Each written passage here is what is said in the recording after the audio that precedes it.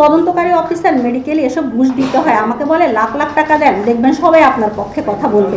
আমি এই তদন্তকারী অফিসারকে বলতে চাই, পুলিশের পোশাক করেছেন জনগণের সেবক, রক্ষক হতে বক্ষক হতে নয়।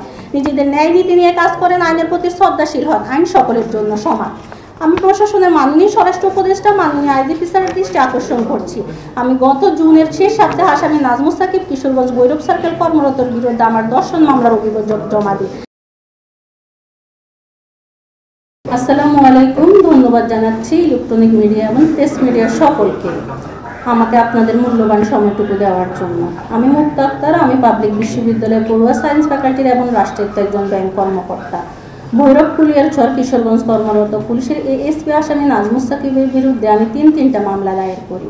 আসামি নাজমুস সাকিব আমার সাথে বিয়ে নিয়ে নাটক করেন। বিয়ের স্বীকৃতি দাবিতে গেলে আসামি নাজমুস সাকিবের নির্দেশে নাজমুস সাকিবের পরিবার আমাকে হত্যা চেষ্টা করে। সিএমসি আমলি কদমতলা সাহেবের আদালত ঢাকা সিআর মামলা নং 143/2025 দায়ের করি এবং সর্বশেষ আমার মামলা হয় বিয়ের প্রতিশ্রুতিতে ধর্ষণ মামলা। নারী ও শিশু নির্যাতন দমন নারী শিশু কোর্টার বিজ্ঞ বিচারক শওকত আলী মামলাটি আমলে নিয়ে শাহবাগ থানাকে সরাসরি এফআইআর নির্দেশ দেন। বর্তমানে মামলাটি শাহবাগ থানায় তদন্তাধীন রয়েছে। আমার ধর্ষণ মামলাটি জাতীয় পত্রিকা এবং টিভি নিউজ হয়। আসামি এসপি নাজমুস সাকিব ক্ষমতায় বসে তিনি পুলিশের ঊর্ধ্বতন অফিসার হওয়ায় ক্ষমতার অপব্যবহার করে প্রতিনিয়ত আমার মামলাগুলো সুষ্ঠু তদন্তের ব্যাঘাত ঘটাচ্ছে। আমার হত্যা চেষ্টার মামলা পিবিআইকে দেওয়া হয়েছিল।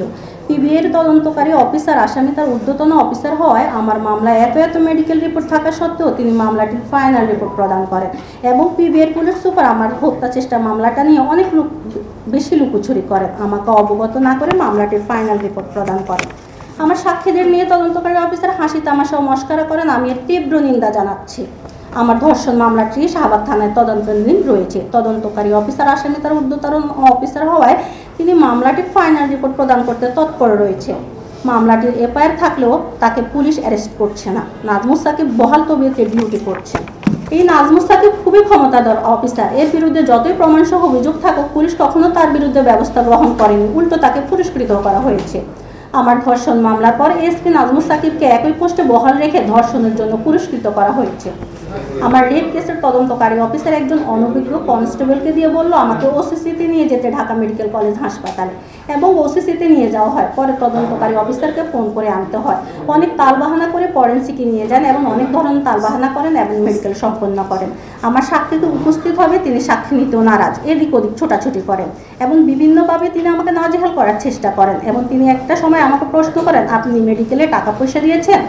একজন তদন্তকারী অফিসার কিভাবে এসব কথা বলেন? আমার মনে হচ্ছে আমার মামলার তদন্তকারী অফিসার ইনি তিনি আমার কাছে ঘুষ চাচ্ছেন। প্রথম স্ত্রী এবং সন্তানের কথা গোপন রেখেই আমার সাথে সম্পর্ক করেছে এবং তার মামলা ছিল বলে সে সেটা গোপন রাখছে এবং হচ্ছে সেই মামলাগুলো মোকদ্দমাগুলো মিটমাট করে কিন্তু আমাকে নিয়ে যাওয়ার কথা। সে আমার থেকে লক্ষ লক্ষ টাকা হাতিয়ে নিয়েছে।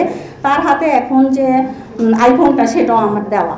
তদন্তকারী অফিসার মেডিকেলে এসব ঘুষ দিতে হয়, আমাকে বলে লাখ লাখ টাকা দেন, দেখবেন সবাই আপনার পক্ষে কথা বলবে। আমি এই তদন্তকারী অফিসারকে বলতে চাই, পুলিশের পোশাক করেছেন জনগণের সেবক, রক্ষক হতে বক্ষক হতে নয়। নিজেদের ন্যায় নীতি নিয়ে কাজ করেন, আইনের প্রতি শ্রদ্ধাশীল হন, আইন সকলের জন্য সমান। আমি প্রশাসনের মাননীয় স্বরাষ্ট্র উপদেষ্টা মাননীয় আইজিপি স্যারের দৃষ্টি আকর্ষণ করছি। আমি গত জুনের শেষ সপ্তাহে আসামি নাজমুস সাকিব কিশোরগঞ্জ ভৈরব সার্কেল কর্মরতর বিরুদ্ধে আমার ধর্ষণ মামলার অভিযোগ জমা দিই। মাননীয় স্বরাষ্ট্র উপদেষ্টা, মাননীয় সিনিয়র সচিব, মাননীয় আইজিপি স্যার, মাননীয় ডিআইজি ঢাকা রেঞ্জ, মাননীয় পুলিশ সুপার কিশোরগঞ্জ সার্কেল, এখনও এই আসামি তার শপথে রয়েছেন। তিনি শপথে থেকে প্রতিনিয়ত আমার মামলাগুলো প্রভাব খাটাচ্ছে। আমার 3টা মামলা চলমান রয়েছে। আমার হত্যা চেষ্টা মামলার নারাজি আদালত গ্রহণ করেন, এদিকে আমার ধর্ষণ মামলা চলমান। আমার মামলাগুলো সুষ্ঠুভাবে তদন্তের জন্য আসামি নাজমুস সাকিব ভৈরব সার্কেল কর্মকর্তাকে দ্রুত সাময়িক বরখাস্ত করা হোক। ছাত্র আন্দোলন হয়েছিল এই দেশের সংস্কার করার জন্য, কোনো চার্জশিটভুক্ত আসামিকে পুনর্বাসন করার জন্য নয়। আসামি নাজমুস সাকিব তার প্রথম স্ত্রী নারী ও শিশু ভ্রূণ হত্যা মামলার চার্জশিটভুক্ত আসামি। প্রথম স্ত্রী নারী ও শিশু মামলার অভিযুক্ত এই আসামি 3 মাস জেলও খেটেছে। এই নারীকে এএসপি নাজমুস সাকিব, আসামি নাজমুস সাকিব তার পুলিশ ডিপার্টমেন্ট কোনোদিন তার অপকর্মের জন্য বিচার করেননি। তাই প্রথম স্ত্রীর বিচার না পেয়ে আমার মতো মিডিয়ার দ্বারস্থ হতে বাধ্য হয়ে 5 মাসের গর্ভবতী থাকা অবস্থায় যিনি একজন সরকারি অফিসার হয়ে, পুলিশের ঊর্ধ্বতন অফিসার হয়ে জিডি জালিয়াতির মতো জঘন্য অপরাধ এই আসামি পুলিশের এসপি নাজমুস সাকিবের বিরুদ্ধে পুলিশ ডিপার্টমেন্টে সন্দেহাতীতভাবে প্রমাণিত। এই আসামি নাজমুস সাকিব এবং তার পরিবার বিগত সরকারের দোষর। আসামি নাজমুস সাকিবের আপন ভগ্নিপতি শেরি বাংলা কৃষি বিশ্ববিদ্যালয়ের সিড টেকনোলজি ডিপার্টমেন্টের ডেপুটি ডিরেক্টর, শের বাংলা কৃষি বিশ্ববিদ্যালয়ের ছাত্রলীগ নেতা এবং এই ছাত্র আন্দোলনে তিনি ছাত্রদের দমন নিপীড়নের সাথে সরাসরি জড়িত। সেই দায়ে শের বাংলা কৃষি বিশ্ববিদ্যালয় প্রশাসন তাকে সাময়িক বরখাস্ত করেন। আসামি নাজমুস সাকিবের নির্দেশে আসামি নাজমুস সাকিবের ভগ্নিপতি সাবেক এই ছাত্রলীগ নেতা আমাকে হত্যা চেষ্টা করেন। প্রশাসনকে কোনো কিছু যাচাই বাছাই তদন্ত না করে কিভাবে সে দোষর ও চার্জশিটভুক্ত আসামিকে আসনে বসে পুনর্বাসন করছে? জাতি কি তাহলে ছাত্র আন্দোলনের মাধ্যমে এই সরকার দেখতে চেয়েছিল? পুলিশের এই এসপি আসামি নাজমুস সাকিব ভৈরব সার্কেল কর্মরত বিরুদ্ধে দেশের প্রধান গুরুত্বপূর্ণ গোয়েন্দা সংস্থা তাদের রিপোর্ট স্বরাষ্ট্র মন্ত্রণালয়ে জমা দেন। তারপর প্রশাসনের টনক নড়ছে না, তাই আমি ধর্ষণ মামলার বাদী হয়ে প্রেস ব্রিফিং করতে বাধ্য হয়েছি। আমার মৃত্যুর পর কি প্রশাসনের টনক নড়বে? আমি সামাজিক, আর্থিক, শারীরিক, মানসিকভাবে হেয়প্রতিপন্ন ও প্রাণ ভয়ে আছি। চাকরি বিধান অনুসারে ফৌজদারি মামলার পলাতক আসামি জামিন না নিয়ে কিভাবে বহাল তবিয়তে রয়েছে, যার বিরুদ্ধে তার প্রথম স্ত্রী সহ আমার মোট 6টি মামলা চলমান রয়েছে। আমি আমার দেশের আইনের কাছে বিচার চাচ্ছি। আমার সাথে যে অন্যায় অবিচার করে বিয়ে নিয়ে নাটক করেছে, আমি শুধু সে ভোগ করেছে, কেউ সামনে এসেছে, কেউ আসেনি। তানিয়া বাসার নামে এক নারী আছে, ময়মনসিংহে থাকে, তার সাথে এই কাজ করেছে এসপি নাজমুস সাকিব। দেশের আইনের কাছে আমি বিচার চাচ্ছি। এসপি নাজমুস সাকিব খুবই ক্ষমতাধর, তার কখনো বিচার হয়নি। যখন আওয়ামী লীগ ছিল তখন আওয়ামী লীগের ক্ষমতা দেখাতো, আওয়ামী লীগ যখন চলে গেল সে এখন নিজেকে বঞ্চিত দেখিয়ে পোস্টিং বাগিয়ে নিল। উল্লেখ্য সে প্রথম স্ত্রীর মামলায় 4 বছর অধিক সময় বরখাস্ত ছিলেন, সরকার পতনের পর পোস্টিং বাগিয়ে নেয়। আমার মামলাগুলো সুষ্ঠুভাবে তদন্তের জন্য আমি মাননীয় স্বরাষ্ট্র উপদেষ্টা, মাননীয় সিনিয়র সচিব, মাননীয় পুলিশের আইজিপি স্যারের দৃষ্টি আকর্ষণ করে বলছি, এই আসামি নাজমুস সাকিব ভৈরব সার্কেল কিশোরগঞ্জ দ্রুত যেন সাময়িক বরখাস্ত হয় এবং আমি এই আসামি সাকিবের বিচার চাচ্ছি। ধন্যবাদ সবাই। কিন্তু আমি প্রেস মিডিয়াতে আসতে বাধ্য হচ্ছে। আমার মামলা সরাসরি কোর্ট আমলে নিয়ে এফআইআর দিয়েছেন। এখনো তিনি জামিন না নিয়ে তিনি হচ্ছেন তার স্বপদে আছেন এবং আমার মামলাগুলো প্রভাব খাটাচ্ছে। আমি আপনাদের মাধ্যমে জানাতে চাই, স্বরাষ্ট্র উপদেষ্টা, মাননীয় স্বরাষ্ট্র উপদেষ্টা, মাননীয় সিনিয়র সচিব এবং মাননীয় আইজিপি স্যার এবং ঢাকা রেঞ্জ ডিআইজি স্যার এবং কিশোরগঞ্জ পুলিশ সুপার স্যারকে এই আসামি নাজমুস সাকিবকে দ্রুত যেন সাময়িক বরখাস্ত করা হয়। সে হচ্ছে তো আমার সাথে আমাকে তো হচ্ছে সঠিক বিয়ে আমি রেজিস্ট্রেশন করবি, তারপরে হচ্ছে সে একটা সময় আমি জানতে পারি সে অন্যত্র বিয়ে করে সংসার করছে, সেটা গোপন রাখে। তারপরে ওইটা নিয়ে আমি যখন তাকে জিজ্ঞেস করি তখন সে আমাকে স্বীকৃতি দিতে অস্বীকৃতি জানায়। আচ্ছা, আপনাদের কি তাহলে বিয়ে হয়েছিল? সঠিক কোনো বিয়ে হয়নি। তাহলে বিয়ে ছাড়া দর্শকটা আপনি এখন বলছেন যে জানার পরে আপনাকে স্বীকৃতি দিতে অস্বীকৃতি জানায়, তাহলে এটা তো বিয়ে হলে সে হচ্ছে তার প্রথম স্ত্রী এবং সন্তানের কথা গোপন রেখেই আমার সাথে সম্পর্ক করেছে এবং তার মামলা ছিল বলে সে সেটা গোপন রাখছে এবং হচ্ছে সেই মামলাগুলো মোকদ্দমাগুলো মিটমাট করে কিন্তু আমাকে নিয়ে যাওয়ার কথা। সে আমার থেকে লক্ষ লক্ষ টাকা হাতিয়ে নিয়েছে। তার হাতে এখন যে আইফোনটা সেটাও আমার দেওয়া।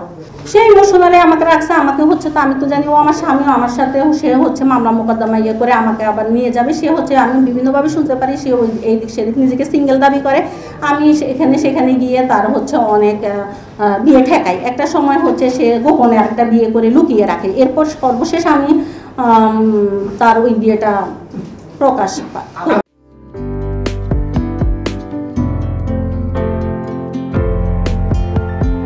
পহেলা জানুয়ারি 2025 ইউটিউব জার্নালিজমের অগ্রদূত changetv.press 6 বছর পেরিয়ে পা রাখল গর্বিত আমি অত্যন্ত আনন্দিত হলাম যে চেঞ্জ টিভি আগামী কয়েকদিনের মধ্যেই 6 বছর পূর্ণ করবে। আর হাঁটি হাঁটি পা পা করে চলা শুরু করে এখন সে বেশ দৌড়াদৌড়ি করছে বলা যেতে পারে। ও নামটাও অত্যন্ত বলবো যে সিগনিফিক্যান্ট, যে চেঞ্জ, এই গণঅভ্যুত্থান কিন্তু চেঞ্জ চেয়েছে। সেই হিসেবে তোমার টেলিভিশনের তোমার এই চ্যানেলের নামের একটা যথেষ্ট মিল পাওয়া যায়। আমার প্রত্যাশা যে এই গণঅভ্যুত্থানের যে প্রত্যাশা, যে আশা আকাঙ্ক্ষা, চেঞ্জ টিভি সেটিকে এগিয়ে নিয়ে যাবে। তোমাকে শুভেচ্ছা। চেঞ্জ টিভি যারা সম্পৃক্ত আছেন, যারা কর্মী আছেন, সামনে পেছনে সকলকে আমার শুভেচ্ছা। changetv.press এক ফোঁটা হলুদও নেই। Online TV channel change TV 6 বছর ধরে ওনারা কাজ করে যাচ্ছেন। ইতিমধ্যে জনগণের হৃদয়ে স্থান করে নিয়েছেন। প্রায় 22 লাখ সাবস্ক্রাইবার আছে। আর যে কোনো অনুষ্ঠান 10 লাখের মতো মানুষ এটা প্রতিদিন মানুষ দেখে থাকে। আমিও এই চ্যানেল নিয়মিত দেখি। তো চেঞ্জ টিভির পক্ষে আমির মোমিনুল মানিক সাহেবের উপস্থাপনা, প্রশ্নের ধরন, এগুলো জনগণ দেখতে চায়, শুনতে চায়। আমি চেঞ্জ টিভির উত্তরোত্তর সমৃদ্ধি কামনা করছি। changetv.press, এক ফোঁটা হলুদ নেই। চেঞ্জ টিভি, তো আমি তাদেরকে আমার অসংখ্য শুভেচ্ছা জানাচ্ছি, কারণ তারা যে ভূমিকা রেখেছে এই সময়, একটা কঠিন সময় ছিল, সেটাতে যেমন ভূমিকা রেখেছে, এমনকি 5ই আগস্টের পরে নতুন বাংলাদেশেও তারা তাদের সেই তীক্ষ্ণ একটা সমালোচনামূলক এবং যেটাকে আমি গঠনমূলক বলব সেরকম একটা ভূমিকা রাখছেন। তো সেক্ষেত্রে আমরা মনে করি যে এই ভূমিকা আমাদের দরকার, আমরা চাই এটা থাকুক এবং আরও যেন সমৃদ্ধ হয়। নতুন বাংলাদেশ নির্মাণে আমরা চাই যে চেঞ্জ টিভি যে সমালোচনাগুলো করছে বা যেগুলো আমরা তুলে ধরছেন, সেটা এমন করে করবেন যেন আমরা সেখান থেকে শিখতে পারি এবং সবাই মিলে যেন আমরা নতুন বাংলাদেশকে সত্যিকার অর্থে বৈষম্য বিহীন একটা সমাজ গড়ে তুলতে পারি, সেটা আপনারা সহজ চেষ্টা করুন। changetv.press, এক ফোঁটা হলুদ নেই।